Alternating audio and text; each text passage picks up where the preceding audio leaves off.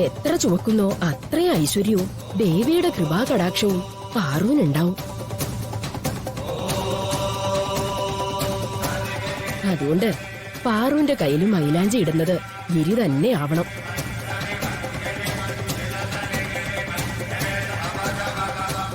ഇപ്പോ പത്മനാഭന്റെ മോന് കാര്യം പിടികിട്ടിയോ?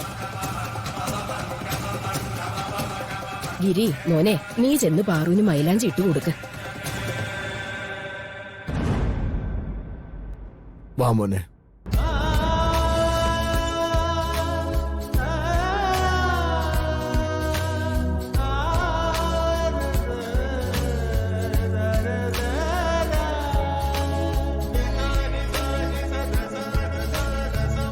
റാണി, ചേട്ടന് മൈലാഞ്ചി എടുത്തു കൊടുക്ക്.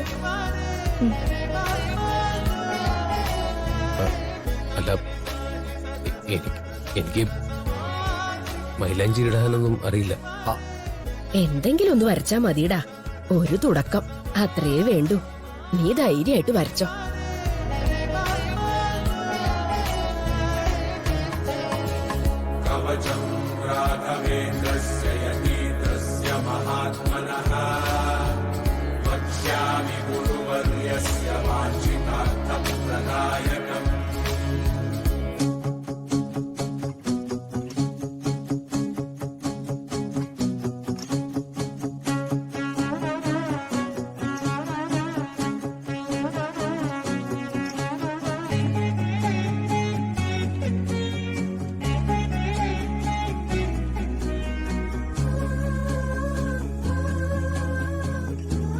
ആ, ഇനി റാണി തുടങ്ങിക്കോ.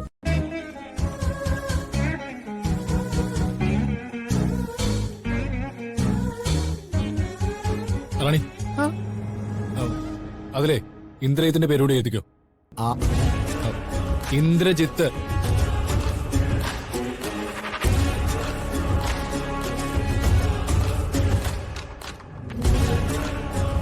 സാധാരണ കല്യാണച്ചക്കന്റെ പേര് എഴുതാറുണ്ടല്ലോ. പിന്നല്ലാതെ.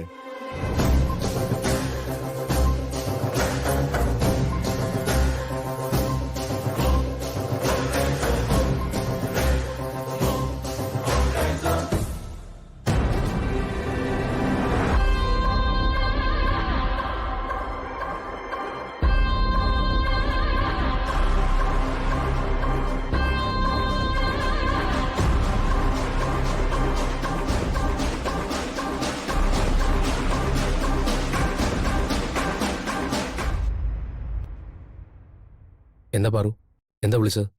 സിദ്ധു വിളിച്ചിരുന്നോ? ഓ, വിളിച്ചിരുന്നു. പാറുവിനെ വിളിച്ചിട്ട് കിട്ടാത്തോണ്ടാ എന്നെ വിളിച്ചത്. അയ്യോ, എന്നെ വിളിച്ചിട്ട് കിട്ടിയില്ലേ? ഓ, എന്റെ ഫോൺ സൈലന്റിലായിരുന്നു. അതായിരിക്കും ഞാൻ അറിയാത്തത്. സിദ്ധു എപ്പോഴാ വിളിച്ചത്? ചടങ്ങിന് മുമ്പാ വിളിച്ചത്. ആ നേരത്ത് പാറുവിന് ചുറ്റും ആൾക്കാരായിരുന്നു. അതുകൊണ്ട് തിരിച്ചു വിളിക്കാന്ന് പറഞ്ഞിട്ട് ഞാൻ പെട്ടെന്ന് ഫോൺ വെച്ചു. ഈ ബഹളത്തിനിടയിൽ പാറുവിനോട് പറയാൻ സമയം കിട്ടിയില്ല. അത് സാരമില്ല, സിദ്ധുനെ ഞാൻ തിരിച്ചു വിളിച്ചോളാം. അല്ല ഗിരിയേട്ടാ, എന്നെ കൊണ്ട് ഗിരിയേട്ടന് ഒരുപാട് ബുദ്ധിമുട്ടുന്നുണ്ടല്ലേ? ഏയ്, എന്ത് ബുദ്ധിമുട്ട്? പാറുവിന് വേണ്ടി ഞാൻ എന്റെ ജീവൻ വരെ തരും. പാറു എന്ത് ചെയ്യാൻ പറയുന്നോ അത് ഞാൻ ചെയ്യും. അതാ എന്റെ സന്തോഷം. കല്യാണത്തിന് ഇനി മണിക്കൂറുകളേ ഉള്ളൂ. അത് വേഗം കടന്നുപോകും. ഈ കല്യാണം നടക്കരുത്. നമ്മൾ തീരുമാനിച്ച പോലെ എല്ലാം നടക്കണം. അത് നടക്കും പാറു. പാറു ധൈര്യമായിട്ടിരിക്കുക. അപ്പോ ഇതാണോ ഇവരുടെ പ്ലാൻ? ഊഹിച്ചതെല്ലാം ശരി തന്നെയാണ്. ഈ കല്യാണം മുടങ്ങും. ഗിരിയേട്ടനും പാർച്ചിച്ചിട്ടുള്ള കല്യാണം നടക്കും. അത് മതി. പാറു, ഇപ്പൊ ഇവിടെ ആരുമില്ലല്ലോ. ഫോൺ വിളിക്കുകയാണെങ്കിൽ ഇപ്പൊ തന്നെ വിളിച്ചോ.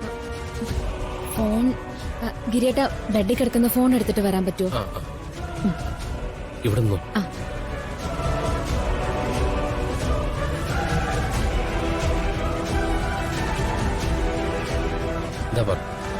രണ്ടു കയ്യിലും മൈലാഞ്ചാണല്ലോ ഗിരിയേട്ട, ഞാൻ എങ്ങനെ വിളിക്കും? അയ്യോ, ഇതിന്റെ പരിപാടി എങ്ങനെയാണെന്ന് എനിക്ക് അറിഞ്ഞൂടാ. പാറു പറഞ്ഞു തന്നാ ഞാൻ നോക്കാം. വീഡിയോ കോള് വിളിക്കാം.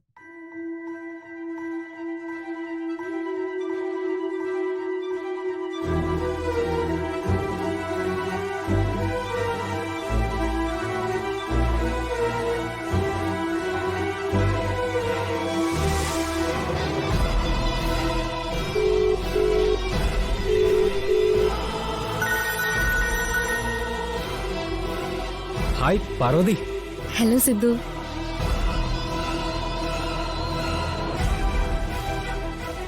കയ്യിലെന്താ മൈലാഞ്ചിയാണോ? ഹാ, മെഹന്തി ചടങ്ങ് ഇപ്പൊ കഴിഞ്ഞതേ ഉള്ളൂ. അതെന്താ കയ്യിലെന്താ എഴുതിയിരിക്കുന്നത്? അതാ ഇന്ദ്രന്റെ പേര്. നിവർത്തിയില്ലാതെ കൈ നീട്ടി കൊടുത്തതാ. അത് സാരമില്ല, കയ്യിലുള്ളത് എപ്പോ വേണമെങ്കിലും മാഞ്ഞു പോവാലോ. പക്ഷേ പാർവതിയുടെ ഹൃദയത്തിൽ എഴുതിയിരിക്കുന്നത് സിദ്ധാർത്ഥനുള്ള എന്റെ പേരല്ലേ.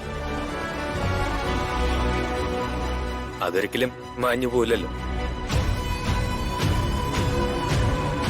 ഇല്ല, പാർവതി മരിച്ചാലും അത് മായില്ല.